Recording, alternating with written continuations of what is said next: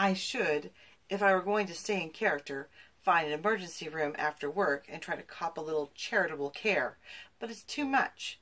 The itching gets so bad at night that I have many tantrums, waving my arms and stamping my feet to keep from scratching or bawling. So I fall back on the support networks of my real-life social class, call the dermatologist I know in Key West, and bludgeon him into prescribing something sight unseen. The whole episode, including anti-itch cream, prednisone cream, and Benadryl to get through the nights, eats up $30. It's still unseasonably hot, and I often get to look out on someone's azure pool while I vacuum or scrub, frantic with suppressed itching. Even the rash-free are affected by the juxtaposition of terrible heat and cool, inaccessible water. In the car, on one of the hottest days after cleaning a place with pool house, and gazebo, Rosalie and Maddie and I obsess about immersion in all imaginable forms. Salt water versus fresh, lakes versus pools, surf versus smooth, glass-like surfaces. We can't even wash our hands in the houses, at least not after the sinks have been dried and buffed, and when I do manage to get a wash in before the sinks are off limits, there's always some filthy last-minute job, like squeezing out the rags used on the floors once we get out of the house. Maybe I picked up some bug at the house, or maybe it's the disinfectant I squirt on my hands straight from the bottle in an attempt at cleanliness. 3 days into the rash, I make another trip to Old Orchard Beach and wade into the water with my clothes on. I didn't think to bring a bathing suit from Key West to Maine, trying to pretend it's an accident when a wave washes over me and that I'm not just some pathetic street person using the beach as a bathtub. There's something else working against my mood of muscular elation. I had been gloating eternally about my ability to keep up with, and sometimes outwork, women 20 or 30 years younger than myself, but it turns out this comparative advantage says less about me than it does about them. Ours is a physical bond, to the extent that we bond at all. One person's infirmity can be a teammate's extra burden.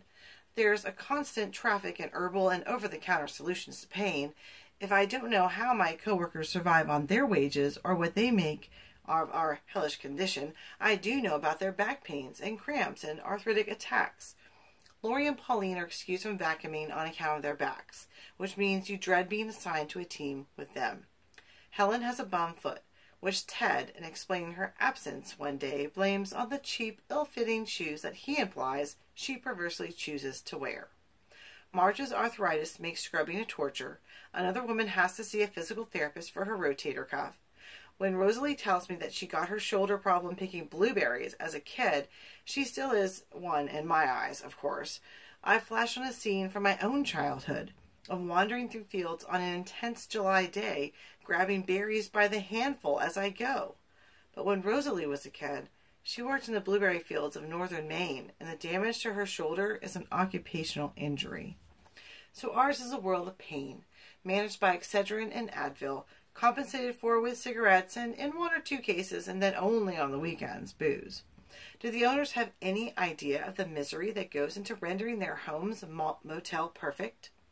Would they be bothered if they did know? Or would they take a sadistic pride in what they have purchased, boasting to dinner guests, for example, that their floors are cleaned only with the purest of fresh human tears? And one of my few exchanges with an owner, a pert, muscular woman whose desk reveals that she works part-time as a personal trainer, I'm vacuuming and she notices the sweat. "That's a real workout, isn't it?" she observes, not unkindly, and actually offers me a glass of water, the only such offer I ever encounter. Flouting the rule against the ingestion of anything while inside a house, I take it, leaving an inch undrunk to avoid the awkwardness of a possible refill offer.